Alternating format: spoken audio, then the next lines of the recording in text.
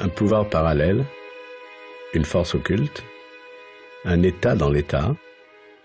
Peu importe l'influence qu'on lui prête, la franc-maçonnerie a depuis toujours alimenté toutes sortes de fantasmes. On dit que on ne peut pas constituer un gouvernement sans qu'il y ait au moins un ministre franc-maçon. Je suis rentré en franc-maçonnerie au milieu des années 90, ça devait être en 95 précisément. J'appartiens effectivement à la maçonnerie, mais je considère que c'est une affaire privée. La maçonnerie n'est pas un pouvoir dans l'État. Elle a quand même son mot à dire dans l'évolution de la société, et elle le dit.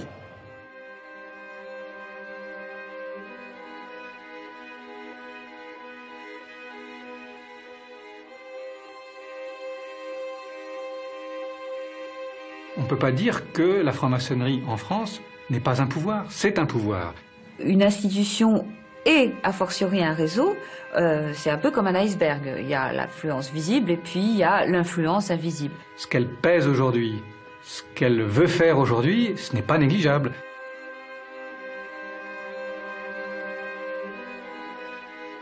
Comment cette société de pensée fondée à la fin du XVIIIe siècle est-elle passée de la réflexion philosophique à l'action politique, au point de marquer de son empreinte la fondation de la République? La franc-maçonnerie inspire-t-elle encore certaines lois de la République? Est-elle encore un réseau avec lequel il faut compter?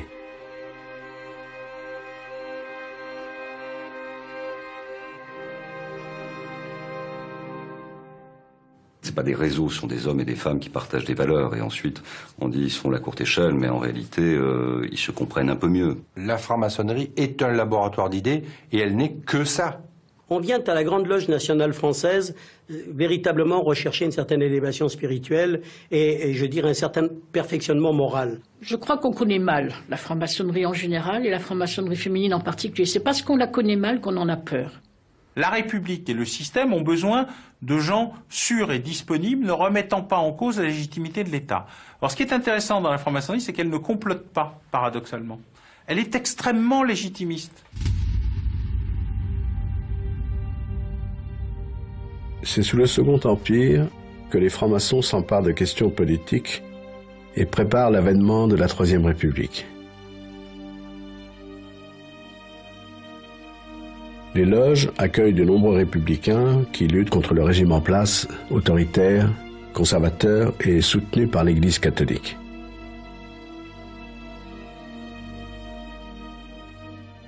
Les républicains francs-maçons du XIXe siècle sont partisans d'une action légale, même si effectivement on peut mentionner quelques situations un peu exceptionnelles, comme par exemple, évidemment, le siège de Paris et la Commune en 1870, où dans une situation qui est clairement une situation insurrectionnelle, on va trouver des francs-maçons. Je crois qu'il faut bien comprendre ce qu'est le monde politique, la société politique française dans les années 1870. Il n'y a pas de parti politique. Il n'y a pas d'associations. Elles sont interdites par la loi, elles le seront jusqu'en 1901. Et par conséquent, la franc-maçonnerie est la seule organisation étendue sur le plan national. Il y a à ce moment-là à peu près 10 000 francs-maçons en France, 400 ateliers, loges maçonniques, et ce groupe est en adéquation complète avec les hommes qui sont en train de fonder la Troisième République. Il y a tout un maillage du territoire national, parce que les loges, depuis 2 siècles alors, sont répandues sur tout le territoire national. Et dans la plus petite sous-préfecture ou chef-lieu de canton, il y a une loge où sont présents le maire, le médecin, l'avocat, le notable local, et d'ailleurs souvent aussi les représentants de la police. Ce sont ces gens-là qui vont en quelque sorte imprégner le territoire de leurs idéaux républicains. Et ils vont participer à l'action politique d'une manière légale. Ça veut dire, clairement, il faut qu'on parvienne à gagner les élections. les loges à cette époque préparent les candidatures, suscitent les candidatures, essaient de trouver dans leur rang, bien entendu, un candidat. Si le candidat n'est pas franc-maçon, ce qui peut arriver, mais qui paraît le mieux placé dans le camp républicain, on le soutient.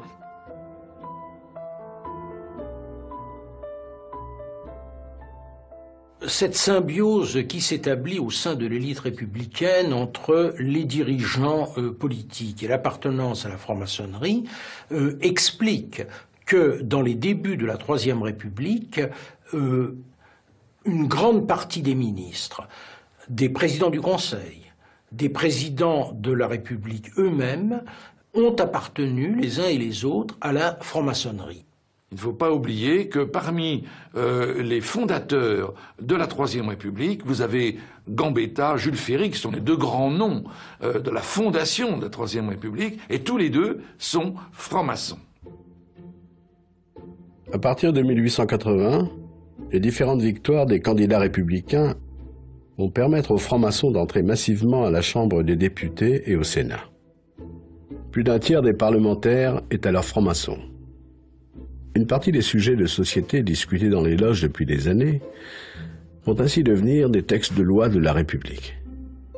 L'un des plus emblématiques, la loi de 1881, fondatrice de la liberté d'expression. La loi de 1881, c'est toujours la loi qui signale qu'on n'a pas le droit d'afficher. Mais la loi de 1881, ce n'est pas une loi de défense. C'est une loi qui dit qu'on n'a pas le droit d'afficher n'importe où parce que désormais on a le droit d'afficher quelque part. On a le droit d'afficher ses opinions, mais bien entendu, il faut le faire dans l'ordre. Donc il y a des zones d'affichage dans les villes où l'on peut exprimer ses opinions. Mais avant, on n'avait pas le droit du tout. Et puis surtout, la partie essentielle de la loi de 1881, c'est d'établir la liberté de la presse. La presse, désormais, est libre. On peut imprimer et vendre toutes les opinions qu'on souhaite défendre. Évidemment, ça c'est l'article 1 de la possibilité même d'établir une société plurielle, une société de liberté, que toutes les opinions puissent librement s'exprimer, comme elles se sont toujours librement exprimées au sein des loges, où l'on a le droit de tout dire, et depuis longtemps.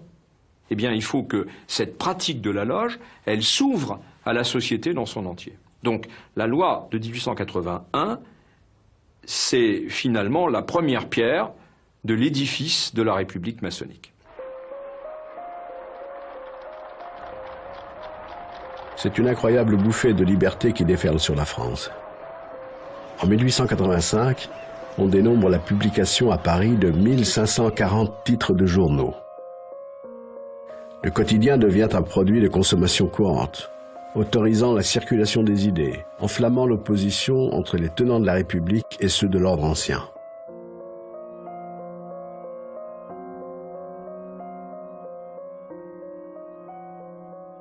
L'explosion d'hostilité à la République que manifeste l'Église catholique va probablement être un des éléments, sans doute pas le seul, mais un des éléments qui vont conduire la franc-maçonnerie à passer de ce socialisme spiritualiste qui était certainement anticlérical mais qui n'était pas anti-religieux, à quelque chose de tout à fait différent, où va apparaître l'idée de la morale laïque.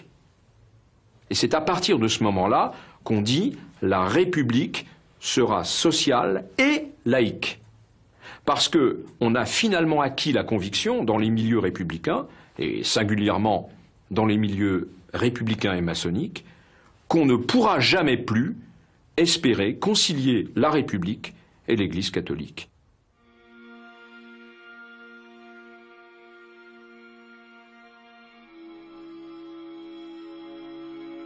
Cette laïcisation de la société, c'est Jules Ferry, un franc-maçon, ministre de l'Instruction publique, qui l'entreprend. Il révolutionne l'enseignement. Désormais, l'école sera obligatoire, gratuite et laïque pour les enfants de 6 à 13 ans. Ce ne sont plus les curés qui enseignent, mais les instituteurs formés par la République dans les toutes nouvelles écoles normales. Autre bouleversement profond de la société, les filles ont droit à l'instruction publique. C'est la création des écoles pour jeunes filles.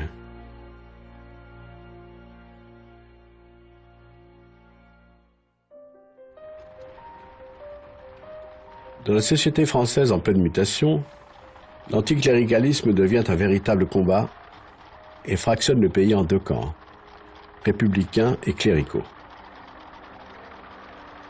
La bataille laïque se poursuit.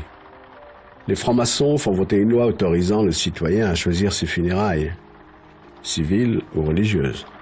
Mais la loi qui va provoquer le plus d'hostilité des milieux conservateurs est celle que défend Alfred Naquet, un franc-maçon. En 1886, on a enfin le droit de divorcer. Dans le mois qui suit le vote de la loi, les tribunaux enregistrent plus de 6000 demandes de divorce.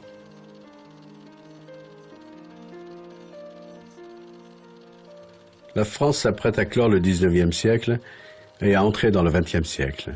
Le cinématographe vient d'y être inventé. Les expositions universelles témoignent de la foi de la société dans les progrès scientifiques et techniques.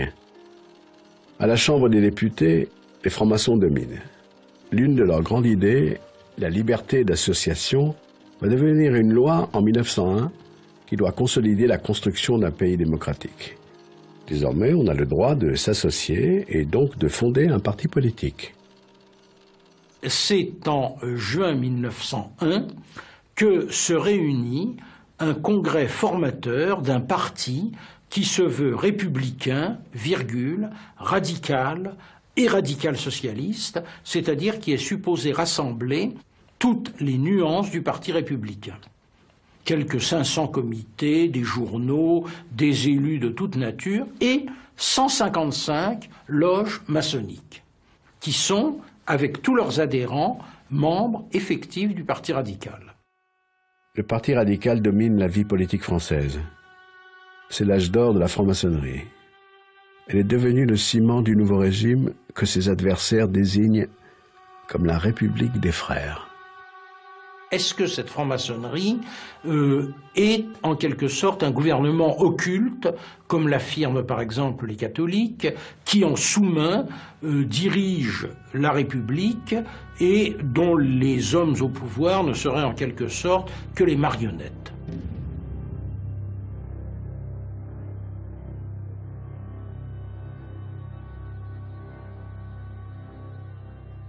Le Conseil de l'Ordre du Grand Orient de France, qui est donc l'instance suprême du Grand Orient de France, dans l'une de ses séances, va pratiquement fixer mot à mot le programme du gouvernement pour l'année à venir. Mais il faut bien préciser que dans ce même Conseil de l'Ordre siègent plusieurs ministres du gouvernement. Et que d'une certaine manière, le Conseil de l'Ordre du Grand Orient de France a presque la valeur d'un conseil de cabinet. Cette collusion entre le pouvoir politique et la franc-maçonnerie va connaître son point culminant en 1904. Après avoir laïcisé l'éducation, les républicains s'attaquent à l'armée, bastion supposé conservateur au cœur de la République.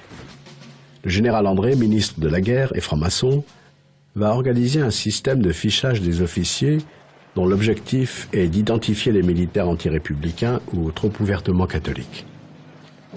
Le système consiste à demander aux loges des renseignements sur les officiers qu'elles connaissent. Et éventuellement à faire des enquêtes. On pourrait presque dire des filatures. Et à envoyer ces renseignements sur des fiches qui seront centralisées par le secrétariat du Grand Orient de France et mises à la disposition du ministère de la Guerre. André va décider de qui passe au grade supérieur ou pas telle ou telle année. Et donc il a le tableau d'avancement qui concerne les états de service de l'officier, et à côté, il a la fiche qui lui est remontée par la loge de la ville où l'officier est en poste. 17 000 fiches de renseignements sont ainsi rédigées par les loges, bloquant la carrière de centaines d'officiers présumés anti-républicains. Parmi eux, un colonel qui n'oubliera pas, Philippe Pétain. Les anti-maçons vont faire éclater l'affaire et provoquer la démission du ministre et la chute du président du Conseil, Émile Combes, un franc-maçon, qui avant de quitter le pouvoir achève son chef-d'œuvre, la séparation des églises et de l'État. En 1905, la République est définitivement laïque. Quand on regarde en détail la loi de 1905, on découvre des chapitres dont le titre est assez surprenant, puisqu'il y en a un qui s'intitule « De la police des cultes ». Quand l'État assure la police des cultes, je considère qu'il n'y a pas de séparation, mais qu'il y a d'une certaine manière une mise en tutelle, une mise en résidence surveillée. Et c'était très exactement l'objectif. C'est-à-dire, en quelque sorte, couper les ailes de l'Église de manière qu'elle ne puisse plus entraîner la société française. Par la force de la loi, des curés sont expulsés, des couvents fermés, des congrégations interdites. Les biens de l'Église sont inventoriés. Les francs-maçons deviennent les ennemis désignés des mouvements conservateurs. L'antimaçonnisme, courant de pensée né au XIXe siècle, puise dans cette haine toute la vigueur nécessaire à la revanche qui se trame.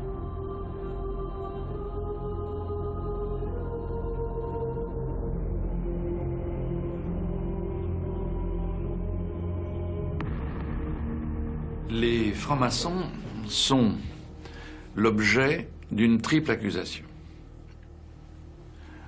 D'abord, ils ont voulu instaurer la République contre la monarchie. Deuxièmement, ils veulent décatholiciser la France. Et troisièmement, ils constituent le véritable pouvoir. Car derrière l'apparence d'un pouvoir parlementaire, ministériel, il y a les loges. Il y a le Grand Orient, notamment. À partir du moment où la République est établie sur des bases solides et définitives, à partir du moment où l'Église catholique a perdu l'essentiel de son pouvoir, à partir du moment où les réformes concernant la vie familiale, l'éducation, la justice ont été accomplies. On peut dire que le programme intellectuel, le projet intellectuel de la franc-maçonnerie, qui est évidemment le projet républicain, mais que la franc-maçonnerie a porté largement, ce projet est accompli. Et qu'à ce moment-là, la franc-maçonnerie n'a plus en quelque sorte qu'à se retirer dans ses temples, à se retirer du forum, et à être peut-être une sorte de gardienne vigilante, mais rien d'autre. Or, ce n'est pas ce qui s'est passé. La franc-maçonnerie, encore une fois, non pas en tant qu'institution, mais par l'intermédiaire d'un certain nombre de ses membres, s'est introduite dans l'appareil politique. Et elle y est restée. Elle y est restée, et un certain nombre de personnes influentes, des ministres, des présidents du Conseil de la Troisième République, sont notoirement connus pour être des francs-maçons. À partir de ce moment-là, les francs-maçons qui, dans la période précédente, apparaissaient comme ceux qui militent pour que naisse un nouvel ordre des choses, prennent une autre figure. Ils deviennent ceux qui profitent du système politique qu'ils ont établi pour continuer à le dominer indépendamment du jeu normal des institutions.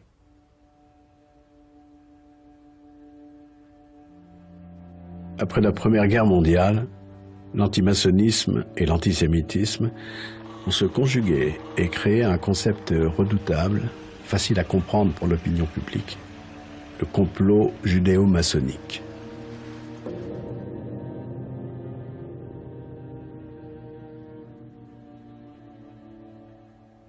Dans les loges, les antisémites s'étaient aperçus qu'il y avait beaucoup plus de juifs que dans la population réelle.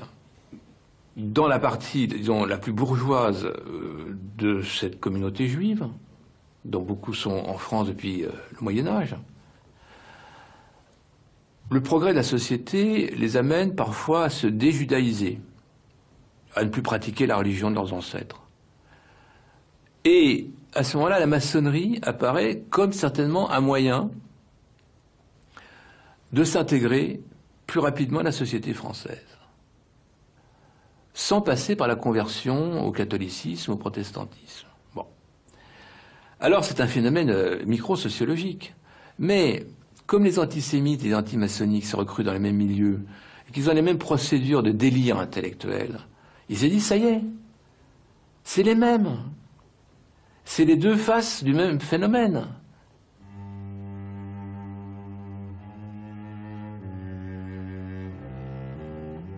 On voit bien que si on regarde les choses objectivement, tout ça c'est de l'ordre du fantasme. Mais le fantasme, nous le savons en étudiant la psychologie, il obéit à une fonction, il a une utilité. L'utilité, c'est de trouver des boucs émissaires dans une Europe qui a beaucoup souffert de la Première Guerre mondiale, qui est complètement détruite par la crise économique de 29, et avec des élites politiques, notamment pour ce qui concerne notre pays, qui sont rongées par l'instabilité.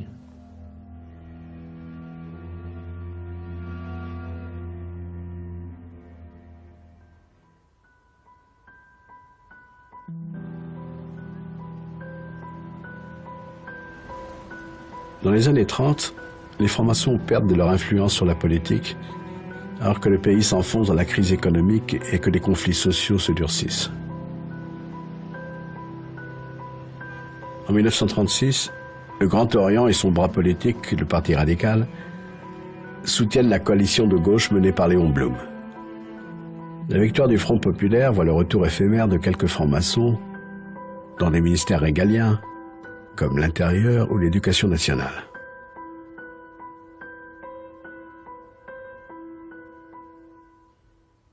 Alors, il est évident que la présence d'un certain nombre de maçons dans des ministères importants a hystérisé l'extrême droite française, qui vraiment atteint le sommet de violence, notamment à l'égard de quelques hommes qui étaient en même temps d'origine juive, comme Jean Zay. Bon. La presse extrême droite se déchaîne. Le Front populaire n'est plus vu comme une action politique, mais comme, on pourrait dire, Satan déchaîné s'emparant de la France. Enfin, il y a des textes qui sont hallucinants, qui sont à la limite de la psychopathologie. Alors il est évident que le Front populaire a été le moment où se fait définitivement la symbiose criminelle entre l'antisémitisme et l'antimaçonnisme, et où l'alliage est fondu et désormais prêt pour le combat. Le combat qui va arriver avec l'état de Vichy. Juin 1940. La France a perdu la guerre. Les Allemands occupent Paris. La Troisième République, si chère aux francs-maçons, n'a plus que quelques jours à vivre.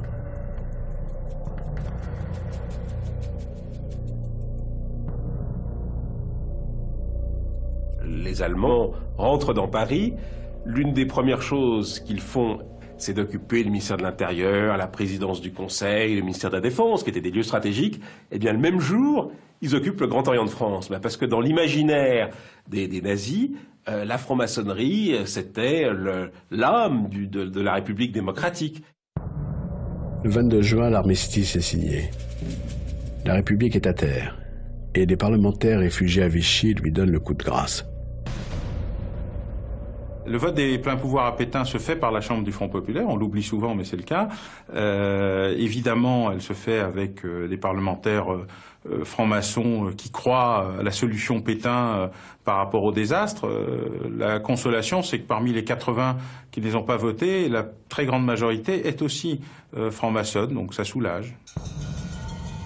Une partie de ceux qui vont voter pour Philippe Pétain ne votent pas pour des raisons idéologiques, pas forcément contre la Troisième République, en tous les cas pas forcément pour la Révolution nationale, mais ils votent donc pour que, pendant un laps de temps, ce Philippe Pétain, le vainqueur de Verdun, en qui beaucoup de Français se reconnaissaient à l'époque, donc puisse avoir des pouvoirs temporaires. Et le petit père Pétain, 2 jours, 3 jours, 4 heures après, dit « Eh ben moi, je fais ma petite révolution juridique, je vous crée l'État français ».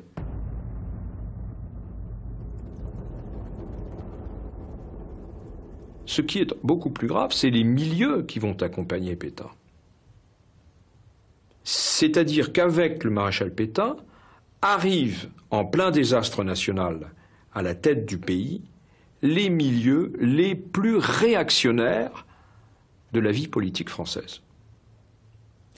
Et ces gens-là ont un certain nombre d'obsessions. Leur obsession, ça n'est pas d'assurer la vie quotidienne des Français. Leur obsession, c'est de détruire la République et tout ce qui soutient la République. Et ça sera ce qu'ils vont appeler la Révolution nationale, c'est-à-dire en fait une contre-révolution organisée, structurée, institutionnalisée. À partir du moment où on comprend que l'objectif de ces gens-là, ce n'est pas d'assurer le fonctionnement de la France dans la détresse profonde où elle se trouve. Leur objectif majeur, c'est pas ça. Leur objectif majeur, c'est enfin, on va pouvoir revenir sur tout l'héritage révolutionnaire, on va pouvoir défaire la République.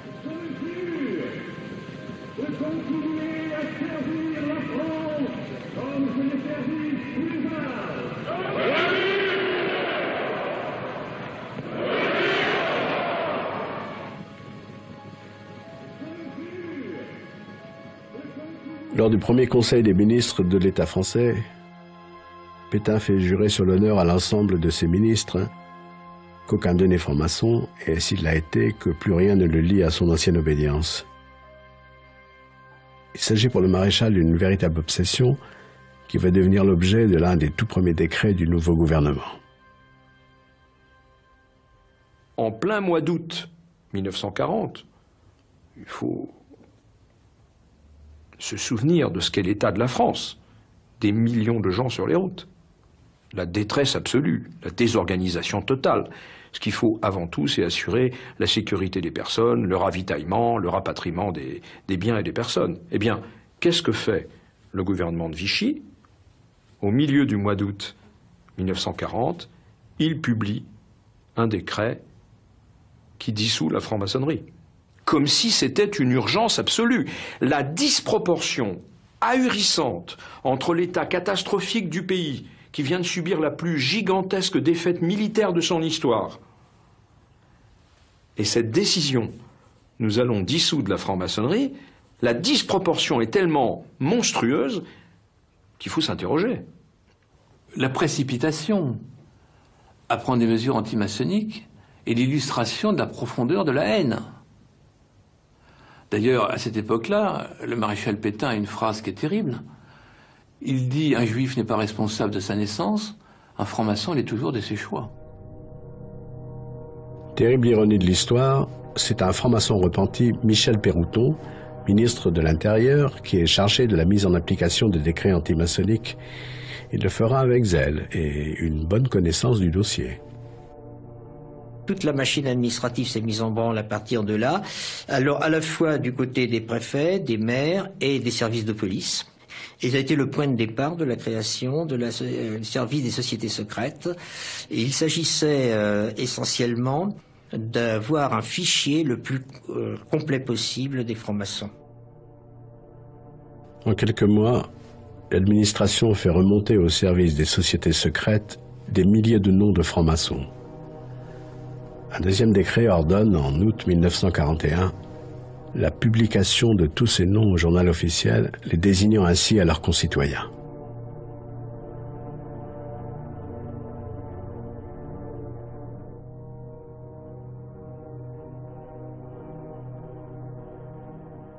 On va en publier 18 000, donc des dignitaires ou assimilés. Mais que ces dignitaires, puisqu'ils ont été montrés à toute la France, perdent ipso facto leurs fonctions. Les fonctions de quoi? Eh bien, les fonctions qu'on va copier sur les fonctions qu'avaient perdues les Juifs français par la loi du 2 juin 1941.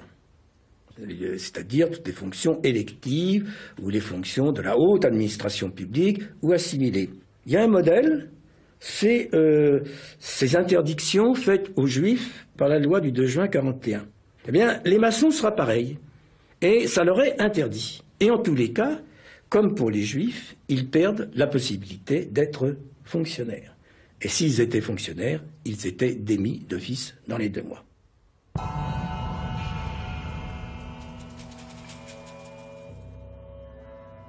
Mais le jour où on s'est mis à dire, dans le 3e canton de telle circonscription, messieurs un tel bidule et machin sont francs-maçons, monsieur truc est le vénérable de la loge, les gens commençaient à dire, ah bah attendez, la franc-maçonnerie, si vous voulez, mais le docteur Legrand, qu'on connaît bien, bon, il est peut-être vénérable de la loge, mais c'est quand même quelqu'un de bien, etc. Puis attendez, puis l'instituteur qui garde les enfants un peu plus tard quand il y a les récoltes, etc. Vous n'allez pas l'embêter, vous n'allez pas le... Bon, les francs-maçons, si vous voulez, en général, mais... Et donc, finalement, on s'est arrêté de publier ces listes parce que ça a été contre-productif. Naturellement, dans ces listes de milliers de noms, il y avait peut-être des gens qui avaient eu à certains moments des comportements pas remarquables, mais la plupart étaient des petits notables de la Troisième République qui étaient estimés par leurs concitoyens, qui jouaient un rôle dans la vie sociale, et donc Vichy s'est arrêté de publier ces listes à la suite d'un certain nombre d'échanges avec les préfets de Vichy qui ont dit, au contraire, loin de décrédibiliser la franc-maçonnerie, ça leur rend sympathique aux gens, donc arrêtez de publier des noms, continuez à dire du mal de la franc-maçonnerie en général, mais ne publiez plus de listes de francs-maçons. Dire du mal, c'est ce à quoi va s'employer le service des sociétés secrètes par la publication de revues antimaçonniques et l'organisation d'une grande exposition dans laquelle la franc-maçonnerie est présentée comme responsable de l'effondrement de la France. Au Petit Palais vient de s'ouvrir l'exposition maçonnique qui jette la lumière sur la curieuse et mystérieuse mise en scène établie par les francs-maçons qui prétendaient ainsi à impressionner leurs adeptes.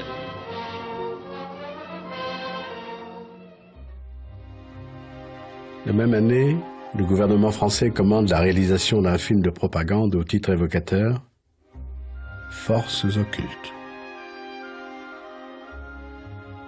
Le financement est allemand. Le scénario et la réalisation sont confiés à 2 anciens francs-maçons, Jean-Marc Rivière et Paul Riche. Il est formel que tous les 2 étaient francs-maçons. Paul Riche, lui, non seulement il est franc-maçon, mais il est, la veille de l'armistice, il est vénérable d'une loge rentrée en France. Qui pouvait faire un film antimaçonnique mieux que 2 francs-maçons? Ah, ça c'est la question, et c'est la question qui fait que Forces occultes est resté ce film le plus étrange de toute l'histoire du cinéma, puisqu'il est le seul film antimaçonnique. Mais vous tous, maçons, vous poussez à la guerre pour que ce pays soit gouverné par vos lois, par les Juifs, et la maçonnerie surtout. Le peuple français ne se battra pas pour défendre une idéologie fumeuse, un régime ignoble, une république pourrie.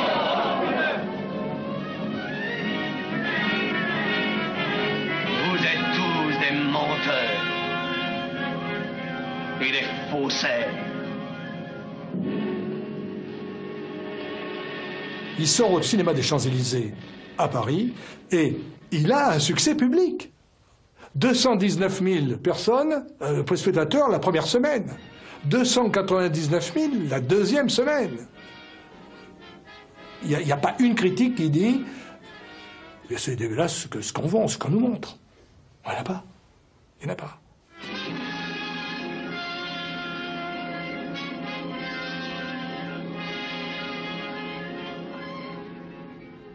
Je crois que tout cela a des conséquences qui se font sentir de nos jours encore, c'est-à-dire plus de 50 ans après, 60 ans après. C'est à partir de cette époque que les francs-maçons en France répugnent absolument à reconnaître leur appartenance. Et du coup, par une espèce de cercle vicieux, en refusant de décliner leur appartenance, ils alimentent la thèse selon laquelle si les francs-maçons se cachent, c'est qu'ils ont des choses à cacher. À l'heure de la Libération, après 4 années de persécution, le bilan pour la franc-maçonnerie est lourd. Des centaines de francs-maçons sont morts dans la résistance ou la déportation. La terreur a fait fuir la majorité des membres, et en 1945, le Grand Orient ne compte plus que 6 000 adhérents, et la Grande Loge de France à peine 3 500. La maçonnerie ne sort du trou noir qu'au début des années 50. mais elle n'est plus la même. Elle n'est plus la même, notamment quant à son implication dans le jeu politique. Parce que les francs-maçons ont commencé une réflexion sur eux-mêmes, et en particulier une réflexion critique. Et ils se sont dit, pourquoi y a-t-il eu, pendant 4 ans, un tel déchaînement de violence sur nous? C'est parce qu'on nous avait identifiés à l'appareil politique. Il n'y a pas d'autre raison. On nous avait identifiés à l'appareil politique. De sorte que si nous replaçons nos pas dans les pas de nos aînés, nous pouvons courir les mêmes risques.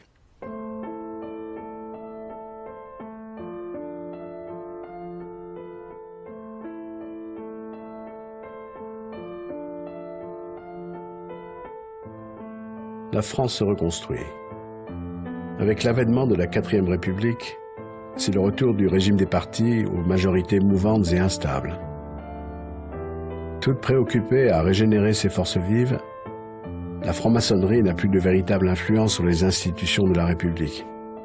Pire, elle est devenue malgré elle un fantôme du passé, la relique d'un régime ancien.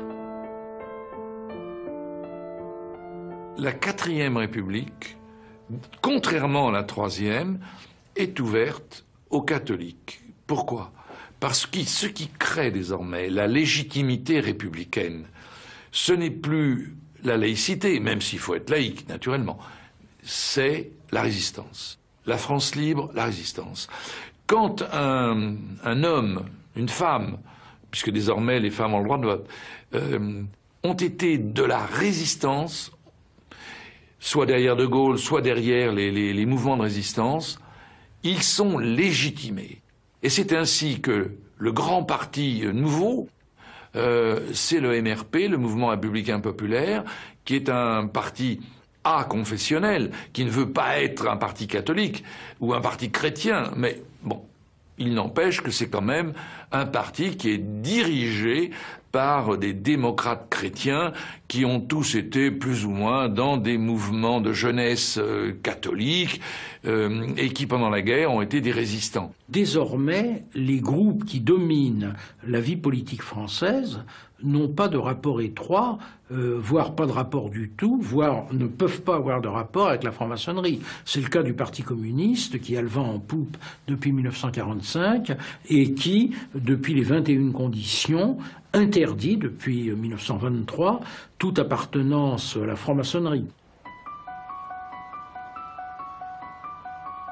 En 1958, les francs-maçons sont désormais trop peu nombreux parmi les parlementaires, ou trop désunis, pour s'opposer au vote des pleins pouvoirs au général de Gaulle. De Gaulle le militaire, de Gaulle le catholique, de Gaulle qui représente aux yeux des francs-maçons une menace certaine contre les fondements de leur République. Certains disaient qu'avec le retour du général de Gaulle au pouvoir, la République allait être menacée. Il y a une très forte réticence au système institutionnel qu'il met en place, qui inquiète les maçons, qui n'est pas leur forme de république. On se souvient de cette fameuse conférence de presse où l'on demande au général de Gaulle s'il va maintenir les libertés fondamentales. Et où, évidemment, il saute sur sa chaise en disant « Mais ai-je jamais attenté aux libertés fondamentales, je les ai rétablies ». La tradition républicaine française, il ne faut pas oublier qu'elle s'est construite contre le bonapartisme, contre les régimes plébiscitaires. Et donc pour elle, tout ce qui est pouvoir du président, qui apparaît comme un pouvoir personnel, c'est le contraire même de la tradition républicaine. Les francs-maçons de cette époque s'interrogent sur l'opportunité ou non de revenir, comme ils l'ont fait auparavant, dans le jeu politique. Et finalement, leur réponse globale, la réponse individuelle, encore une fois, va varier. Les francs-maçons ne marchent jamais comme un seul homme. C'est même fondamental dans leur mentalité. Il y a un individualisme important. Mais leur réponse collective, ça va être que l'implication de la franc-maçonnerie ne pourra plus jamais être dans l'appareil politique ce qu'elle a été sous la Troisième République. Et à partir de cette époque-là, on voit une décroissance très importante de l'influence politique de la franc-maçonnerie en France. L'avènement de la Ve République sonne le glas d'une maçonnerie influente.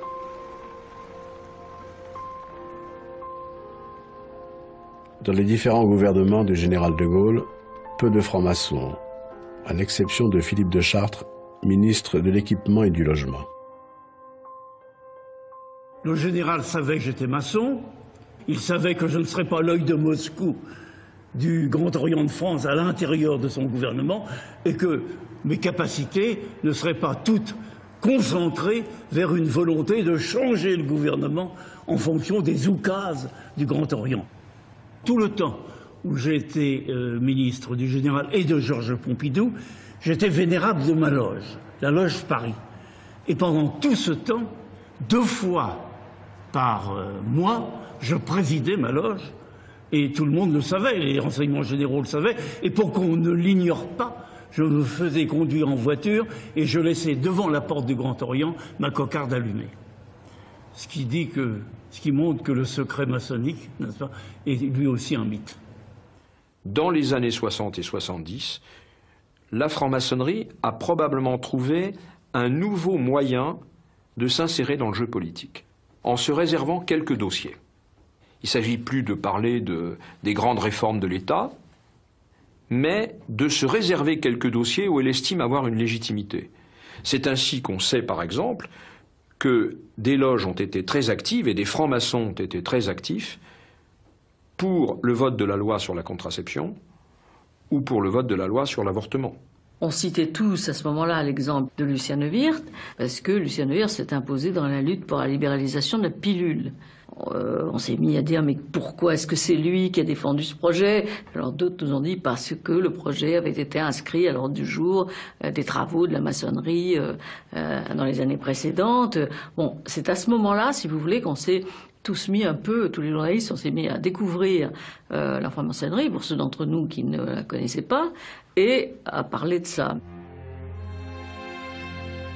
Les médias, après 2 décennies d'oubli, vont faire de la franc-maçonnerie un sujet de presse récurrent, poussant l'institution à jouer le jeu ambigu de la communication. Je m'engage à garder inviolablement le secret maçonnique, à ne jamais rien dire ni écrire sur ce que j'aurais pu voir ou entendre, pouvant intéresser l'ordre, à moins que j'en ai reçu l'autorisation. Les francs-maçons cherchent aussi à revenir dans le jeu politique. À gauche, Charles Hernu, membre du club des Jacobins, décide d'aider François Mitterrand qui n'a plus ni parti ni tribune. Il y a eu, si vous voulez, dans les années 70, un certain nombre de maçons de gauche qui ne se sont pas satisfaits du Parti socialiste tel qu'il était et qui ont constitué des clubs ou des formations politiques comme la Convention des institutions républicaines parce qu'ils avaient le sentiment que celui qui répondait le mieux à leurs aspirations philosophiques, maçonniques, politiques, à leur sensibilité, etc., c'était François Mitterrand et qu'ils ont voulu l'aider à accéder au pouvoir. Le club des Jacobins était un club qui a beaucoup aidé François Mitterrand à titre personnel, mais aussi dans la création de la Convention des institutions républicaines. On a fait c'est une fédération de clubs. Et là, il est vrai que les gens qui s'occupaient de cela, ils étaient tous maçons au départ. François Mitterrand va maintenant pouvoir jouer sur les réseaux maçonniques au sein du Parti socialiste et en conquérir la direction.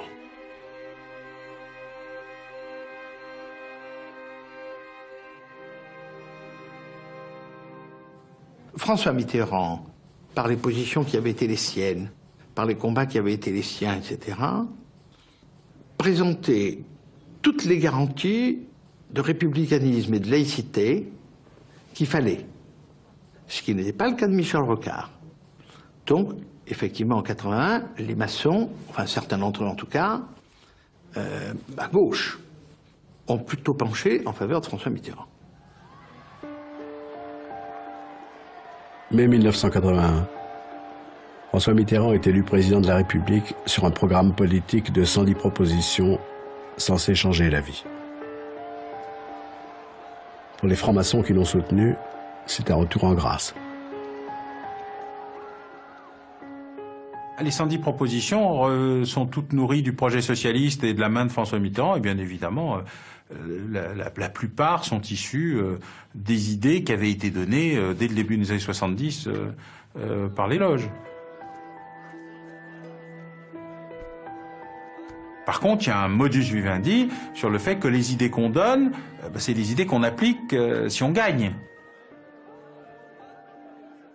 Quand je suis devenu ministre, le programme que j'avais, c'était une quinzaine de points qui faisaient partie des 110 propositions du président de la République, de François Mitterrand. On avait préparé ça. Il faut attendre l'arrivée au pouvoir de François Mitterrand pour que les socialistes fassent entrer dans leur gouvernement ou placent à la tête de services importants un certain nombre de francs-maçons, sans que pour autant il s'agisse d'un recrutement dans la franc-maçonnerie, mais plutôt d'hommes de gauche, membres du Parti socialiste, et qui sont en même temps membres de la franc-maçonnerie. Il y a eu une petite embellie en 1981, puisqu'on est monté à 90 députés sur 577 qui étaient francs-maçons, dont 50 dans le seul groupe du Parti socialiste. Donc il y a eu une petite embellie en 81, au point d'ailleurs qu'on a eu le sentiment que, effectivement, François Mitterrand avait donné un essor au pouvoir maçonnique. Le grand maître de la Grande Loge de France, Jean Verdun, m'a confié que le Grand Orient, d'ailleurs, ne se sentait plus. Il avait les chevilles qui avaient triplé de volume. Ils avaient le sentiment que, dès lors, ça y est, c'était une renaissance du Grand Orient au sein de la République et que pas une loi ne devait être adoptée à l'Assemblée sans être passée par l'obédience Grand Orient. L'école laïque, le grand combat de la franc-maçonnerie. En 1983, Alain Savary, ministre de l'Éducation nationale, défend un texte de loi visant à supprimer l'aide financière de l'État aux écoles privées. Alors je crois qu'il est indéniable que le texte sur le grand service public unifié d'éducation nationale était un remerciement, un cadeau, un retour d'ascenseur à la franc-maçonnerie. Savary a été a porté ce texte qui faisait partie des 110 propositions, que ça s'est très mal passé, que Monseigneur Lustiger a mobilisé plus d'1 million de gens dans la rue. Voyant la situation, le président Mitterrand, je me souviens très bien, nous a dit quand il y a 1 million de gens dans la rue qui ne veulent pas d'un texte, on retire le texte.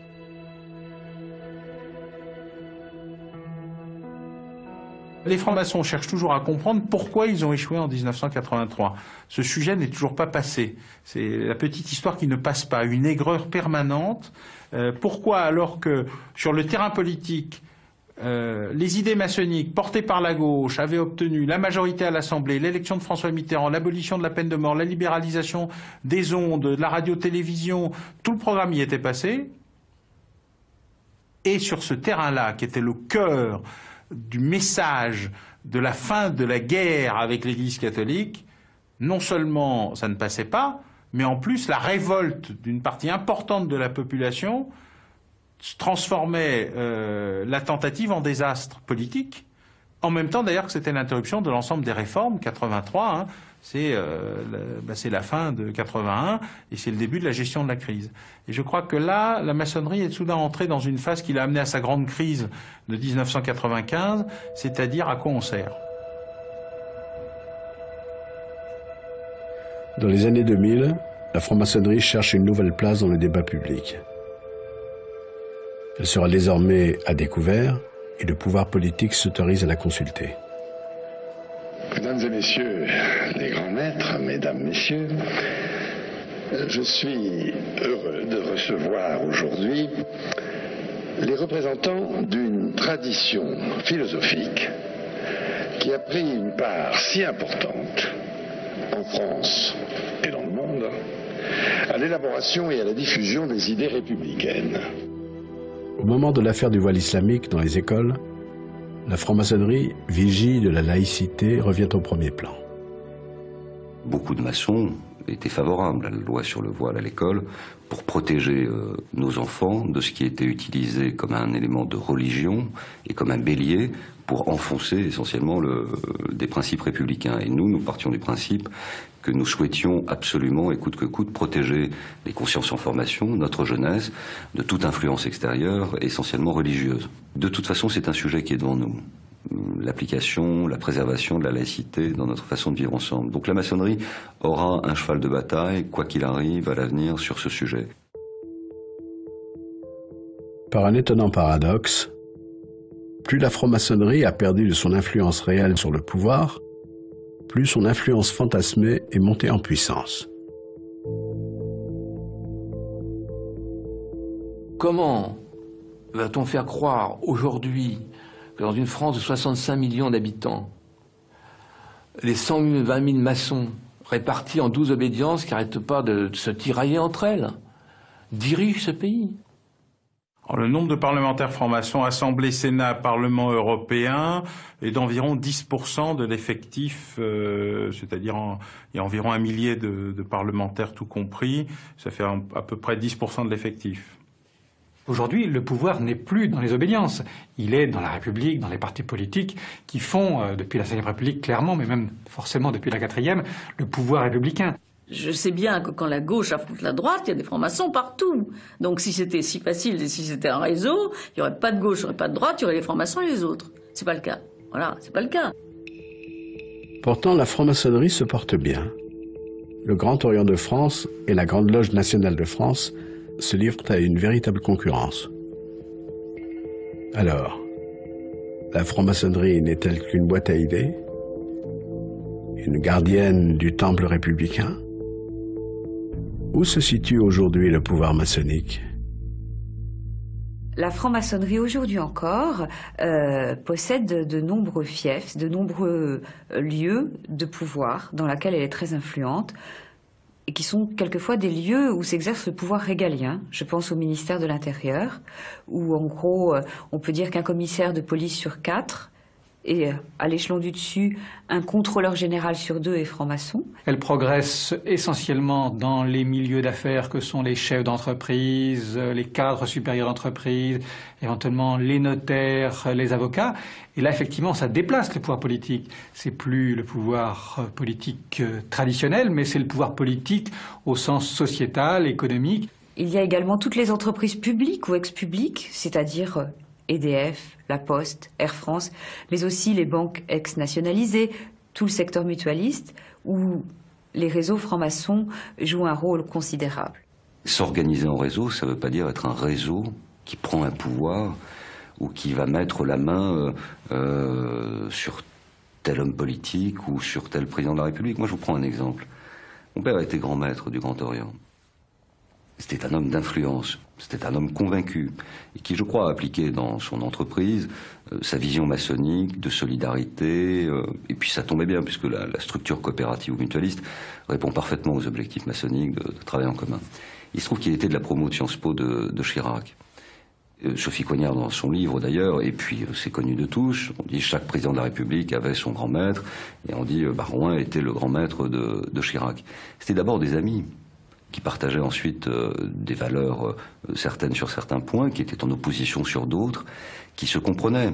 Il se trouve qu'ils se connaissaient bien et depuis longtemps. Il se trouve que l'un a été Premier ministre et l'autre a été grand maître du Grand Orient. Il se trouve que c'était précieux pour le grand maître du Grand Orient de dire au Premier ministre, ben voilà ce que l'on dit dans les loges, voilà les sujets sur lesquels il nous semble important. Exemple, l'école publique et le grand débat du début des années 80, sur lequel la maçonnerie est montée en première ligne, nécessite de bien réfléchir à l'évolution de la société. Et le Premier ministre Chirac, lui, était certainement intéressé par non pas par ce qui se passait dans les loges, ou qui faisait quoi, mais par les éléments qui irriguaient les débats, pour bien comprendre aussi quelles étaient les mesures publiques à prendre. À partir du moment où c'est mystérieux, où c'est secret, ça génère des fantasmes. Et les fantasmes potentiellement intéressent, font vendre. Et je pense que si on montrait les choses de façon beaucoup plus transparente, comme ça se fait notamment en Angleterre, ce ne serait pas bardé de mystère, bardé un petit peu de soufre, comme vous le dites. Ça ne correspond en rien à la réalité, mais c'est vrai aujourd'hui que c'est toujours cette image-là qui est véhiculée autour de la maçonnerie. Et je crois aussi que la franc-maçonnerie a tout intérêt à jouer cette clarté, cette transparence, à rendre compte aussi de ce qu'elle sait faire. Il y a eu des époques où les choses ont été plus transparentes, plus claires. Il est évident notamment que les textes, notamment avec Henri Caillavet, ont été des textes inspirés par la franc-maçonnerie, d'une certaine façon. Qu'est-ce qu'il y a de mal à cela ? Quand on voit notamment des grands sujets de réflexion comme la laïcité, sont des thèmes qui sont au cœur de ce que peuvent être les idées maçonniques. Mais une chose est certaine, encore une fois, de publier les travaux, de rendre compte de ces travaux, ça me semble aller dans un sens nécessaire.